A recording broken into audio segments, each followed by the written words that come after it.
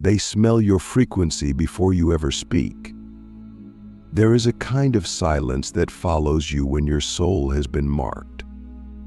It's not the peaceful, meditative kind, it's the kind that makes your skin crawl at night. The kind that makes you turn around in public spaces for no reason. The kind that makes your thoughts race when you're alone, even when the room is quiet. If you're experiencing this, I want you to know something very few people will ever tell you. You are being hunted.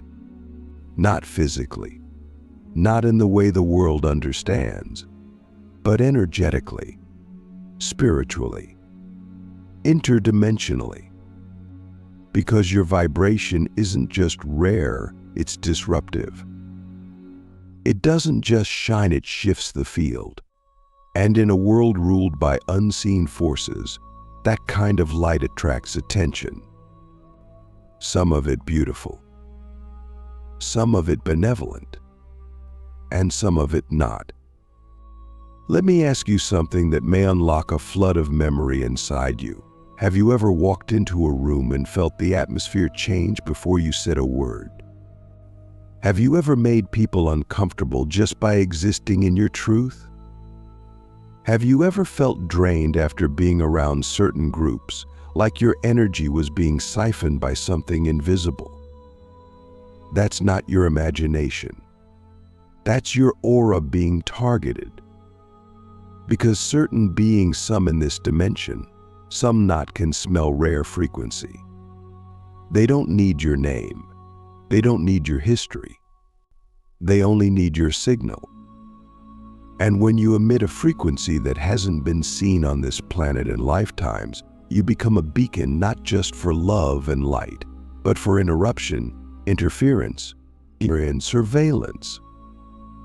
The first sign you're being hunted is this: your presence triggers chaos in low-frequency environments. You don't have to open your mouth. You don't have to say anything confrontational. Just by walking into spaces that have been ruled by stagnant energy, your frequency begins to rearrange the field. And the field resists. People get irritated. They project. They stir up drama around you that makes no sense. And often, you're left wondering, why does this always happen around me? It's because your vibration is not passive. It's active light. It reorganizes energy, whether you want it to or not. You are not just a mirror, you are a disruptor. And systems built on manipulation, fear, or spiritual slumber feel threatened in your presence. So they lash out not because of who you are, but because of what you awaken. The second sign is more subtle, but even more sinister. You attract people who seem too interested in your energy, but only to drain it. These are not always narcissists or abusers in the traditional sense. Sometimes they present as highly spiritual, loving, or awakened individuals. But if you observe closely, you'll notice a pattern. They are addicted to your frequency. They come to you for healing, for wisdom, for access, but they never pour back. You become their personal energetic pharmacy. And the moment you close the portal, they lash out, disappear, or try to control you. These are energy parasites who recognize your DNA signature, even if they don't know how to name it. And they sense on a primal level that being near you gives them access to something they lost a long time ago. But you are not here to be a battery. You are here to be a beacon. The third sign is perhaps the most traumatic. You've been attacked in dreams, visions, or meditations by entities that you didn't summon. This one is hard to talk about because it's been mocked by mainstream spirituality. But let me be clear, we are not alone in this dimension. And when your light begins to activate, you start to pierce veils. You begin to see, hear, and feel what others are still blind to.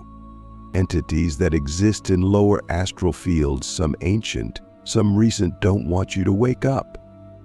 Because if you do, you become a weapon against illusion. You become a living firewall. And so they come. Not always as demons or monsters, sometimes as familiar faces, old lovers, spiritual teachers. They mask themselves. They mimic trust. And they inject fear, doubt, confusion. But here's the truth. If they're attacking you, it means you're already powerful. You're already encoded with something they can't replicate. They fear you because they can't control you. The fourth sign is deeply psychological. You've had thoughts that feel like they didn't come from you. Not just negative self-talk. I mean sudden, intrusive thoughts that seem foreign. Ideas that spiral into self-destruction. Urges that go against your core nature. These are not always your shadow. Sometimes they're broadcasts, psychic attacks. Thought forms sent specifically to destabilize you. Why? Because you are becoming sovereign. You are no longer easily programmed. And when a soul becomes sovereign, it becomes dangerous to systems that feed on spiritual dependency. You stop buying into guilt. You stop outsourcing your power. And so the system sends frequencies through people, media, and yes, even thought forms to pull you back into the matrix.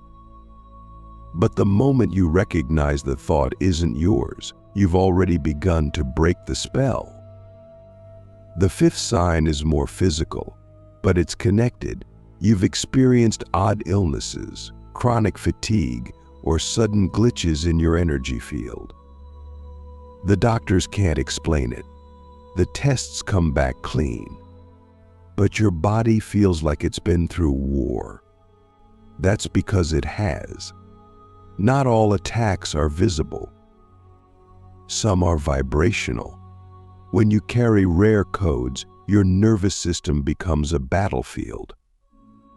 You are constantly processing more than the average person, more emotion, more frequency, more collective data. Add to that the energetic interference of being hunted, and your body can begin to short circuit. This is why grounding, cleansing, and spiritual protection are not optional for you. They are survival. You are not weak. You are overloaded, and your body is doing its best to carry a soul that came here to walk between worlds. The sixth sign is social. You've been isolated, but not by choice. Friendships dissolve. Relationships end. Communities reject you. At first, you think it's your fault. You wonder what you did wrong. But eventually you realize your vibration is incompatible with most environments. Not because you're better, but because you're different. You're not playing the same game. You're not here to be liked. You're here to transmit. And not everyone can handle that frequency. So the universe isolates you. Not to punish you, but to preserve you. Because when your energy is being hunted, your guides pull you out of the matrix to protect the codes you carry. They hide you in plain sight. And the people who are meant to find you, they will. Not through algorithms, but through resonance. The seventh and final sign is the most sacred. You've always known you were being watched, but not just by enemies, by allies, by ancient forces. You felt it in moments of silence, in the forest, in your dreams, when you were at your lowest, and suddenly you felt a presence you couldn't name. That's not fantasy. That's ancestral technology. You are part of a lineage that predates modern history. a soul contract that began before language. And while yes, you are being hunted by forces that want to silence you, you are also being guarded by forces that would collapse dimensions for you. But they don't intervene until you remember who you are. That's the rule. Your free will is the gate. And once you open that gate, once you step fully into your sovereignty, they activate, and the hunt becomes a harvest. So I'm asking you now, are you willing to stop hiding your frequency? Are you willing to accept that your spiritual pain might be proof of your cosmic purpose? Because this path is not for the faint of heart, but it is for the ones who came here not just to awaken, but to awaken others through their very existence. You're not crazy. You're not cursed. You're not under attack because you're weak. You're under attack because you're remembering. And once you fully remember, nothing can touch you. How to protect yourself when unseen forces track your light. If they know your vibration is rare, it means you've already been marked by something greater. Let that sink in. You're not being hunted because you're weak. You're being hunted because you're luminous. They don't chase the ordinary. They don't track the distracted. They hunt the ones who carry keys. And if you're still here, still waking up, still remembering, still walking through the fire, it means you've already survived what was meant to break you. But survival alone is not the goal. Sovereignty is. You're not here just to escape the hunt. You're here to learn how to lead through it. And to do that, you must become immunized to what once threatened you. You must learn to walk with dragons and not flinch. You must remember that the light inside you is ancient and it knows how to protect itself once you stop outsourcing your power. The first layer of protection is spiritual frequency hygiene. Let's get real about this. You wouldn't walk through a war zone without armor. So why do we walk through energetic fields without cleansing? Every day you're absorbing thoughts, projections, timelines, and emotional data from others. Most of it isn't even yours. And the more rare your frequency, the more you become a target for psychic clutter. Start treating your energy body like sacred territory. Cleanse it like you would clean your home after a storm. Use sound, use salt, use prayer, use movement, use breath, use intention. It doesn't have to be complicated, but it must be consistent. The more consistent your care, the less chaotic your field becomes, and the harder it is to infiltrate. The second layer is boundary mastery. If they can't access your energy directly, they'll come through the people around you. Have you noticed how certain individuals always seem to bring emotional chaos, confusion, or exhaustion into your field? These are not always bad people, but they are open portals.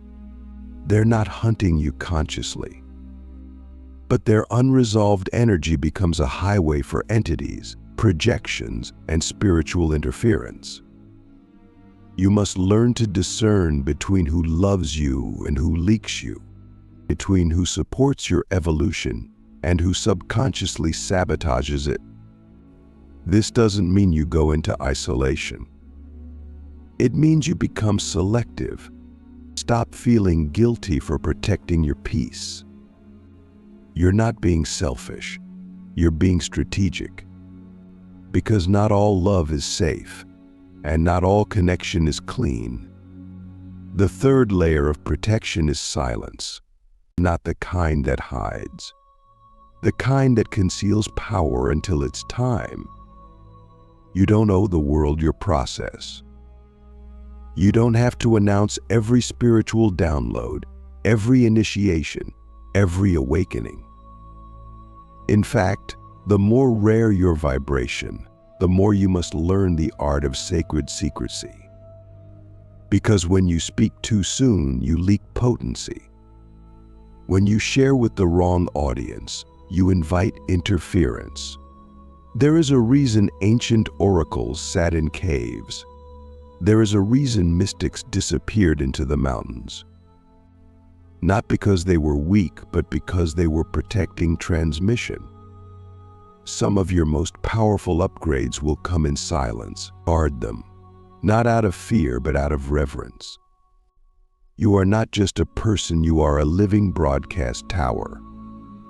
And not every frequency deserves access to your channel.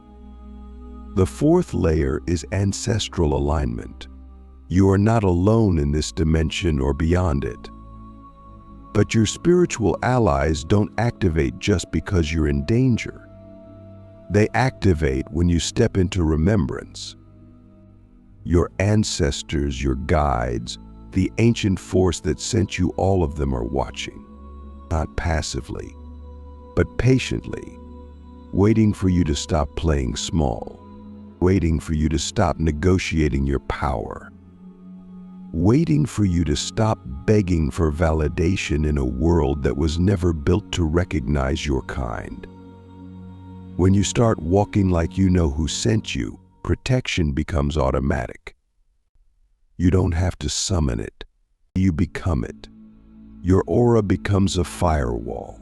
Your voice becomes a spell. Your presence becomes a frequency that repels interference without effort. But you must choose the identity of remembrance over the identity of survival. So ask yourself, who are you when you're not afraid to fully embody what you came here to do? The fifth layer is command, not in the egoic sense, and in the sacred sense.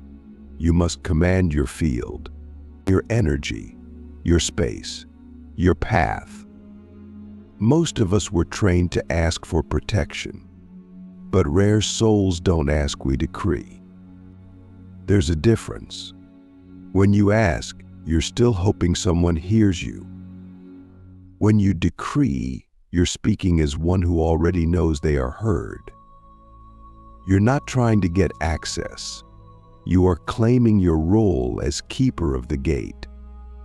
Start speaking over your life like you are the high priest of your reality. Say it out loud.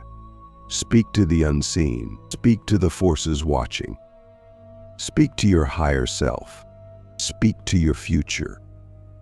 Say, I command all energies, seen and unseen, to bow to the frequency of truth in this space. I do not consent to interference. I do not consent to distortion. I do not consent to manipulation. I stand in the name of Source, sovereignty, and divine intelligence. You don't say this to sound poetic. You say it because the field listens. Authority is not volume. It's clarity. And clarity is magnetic.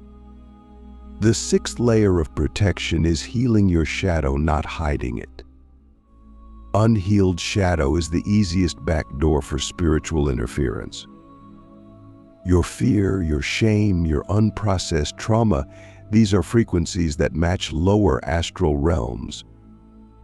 And when those frequencies are dominant in your field, it creates a vibrational match for disruption. That doesn't mean you have to be perfect, but you do have to be honest. Stop ignoring your pain. Stop bypassing your wounds. Your shadow is not your enemy, it's your unclaimed power. The more you integrate it, the less vulnerable you become. Because the moment you stop fearing your darkness, no dark force can use it against you. You become unshakable, not because you are all light, but because you are whole. And the seventh layer, the deepest layer, is devotion. Not to a religion, not to a dogma, but to your mission. Devotion is the highest form of protection. When you are fully devoted to your soul assignment, interference loses its grip. Why? Because your vibration becomes unavailable to distraction. You're not playing games. You're not chasing trends. You're not negotiating your value. You are locked in. And the forces that once hunted you, they start to fear you. Because nothing terrifies the Matrix more than a soul who remembers why it came and refuses to be moved. You don't need more crystals. You don't need more followers. You need devotion to your truth, to your path, to the voice inside you that never stopped whispering, even when the world screamed over it. You were never meant to submit. You were meant to shift the entire grid. There's a moment in every rare soul's journey when the unseen forces, both benevolent and hostile, realize something terrifying. You can't be controlled anymore. Not manipulated emotionally, not siphoned energetically, not distracted mentally, not intimidated spiritually. That's the moment everything changes.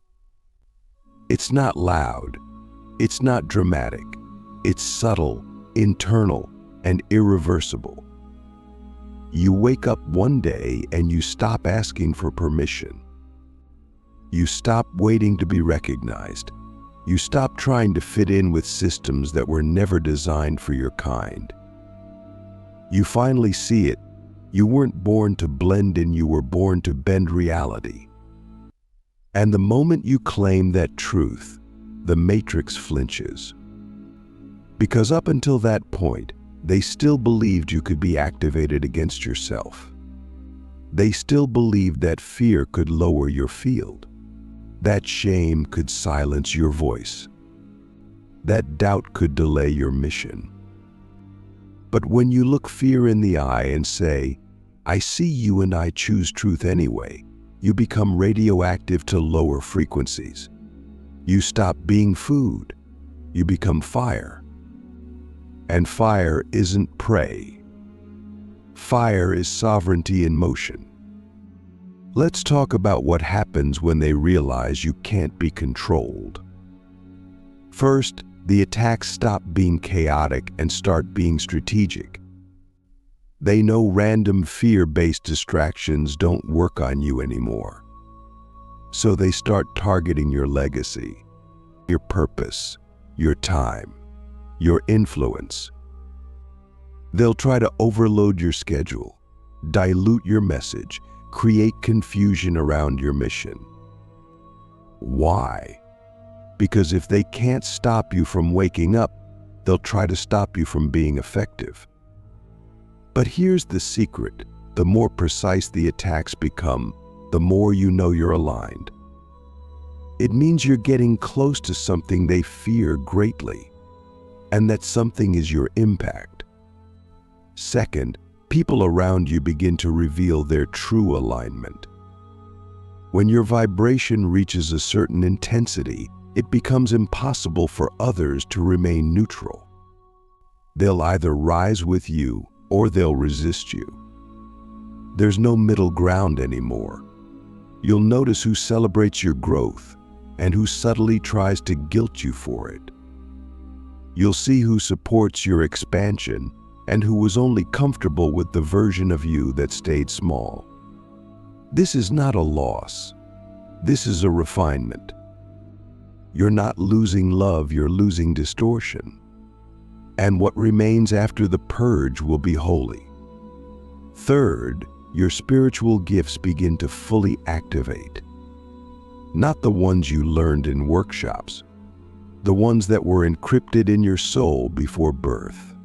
Claircognizance that drops like lightning, visions that bend linear time, or a voice that carries codes, hands that recalibrate nervous systems.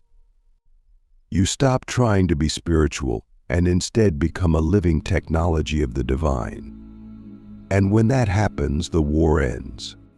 Why? Because you're no longer fighting darkness, you're illuminating it. You walk into rooms and timelines collapse. You speak and subconscious programming crumbles. You exist and the grid begins to shift. This is the power of an awakened, untouchable, uncontainable soul. But let me give you something even deeper. When they realize you can't be controlled, they stop hunting you. They start watching you. You become a data point in the spiritual grid, a case study, a disruption in their algorithm. And in some cases, they try to recruit you. Have you noticed how certain opportunities, people, or contracts suddenly show up right as you're leveling up? But something feels off. That's not just coincidence. That's the system trying to repackage the illusion in a form you'll accept.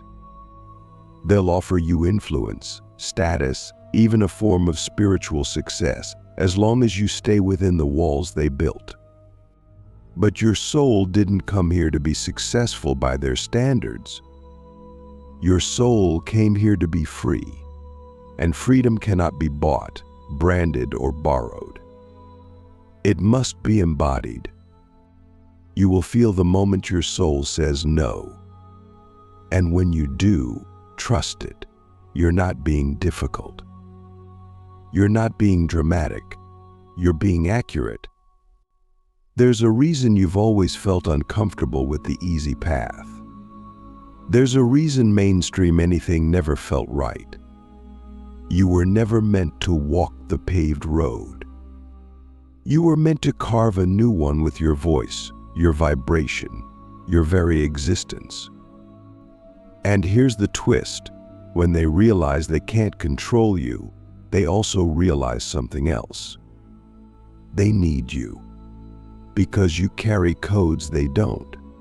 Codes that can't be faked, copied, or reverse engineered. Codes of divine memory. Codes of Earth's original frequency. Codes of liberation. And whether they admit it or not, the system begins to orbit around your field, not to control you, but to decode you. You become the blueprint for the next wave of awakening. Not because you're perfect, but because you're real. You've walked through the fire and didn't lose your truth. You've stared at the abyss and still chose love. You've been hunted, haunted, and harassed, and still chose to rise. So let me ask you the most important question of all. What would you build if you were no longer afraid of being seen as a threat? What would you create if you knew that your very essence was the revolution? Because now, your job is no longer just to survive. Your job is to lead, to teach others how to walk through the hunt and come out unburned, to show the world that sovereignty is not a concept, it's a frequency. And once embodied, it's unstoppable. You're not being hunted because you're cursed. You're being watched because you're a glitch in the simulation. You're the signal they can't trace, the voice they can't silence, the anomaly the system can't predict. And the moment you fully claim that identity, you become the very force they tried to stop. So walk like the grid is watching. Speak like the silence is listening. Live like the codes you carry are rewriting the entire game. They know your vibration is extremely rare. But soon they'll know something even more terrifying. You're not alone. And the others like you, they're waking up too.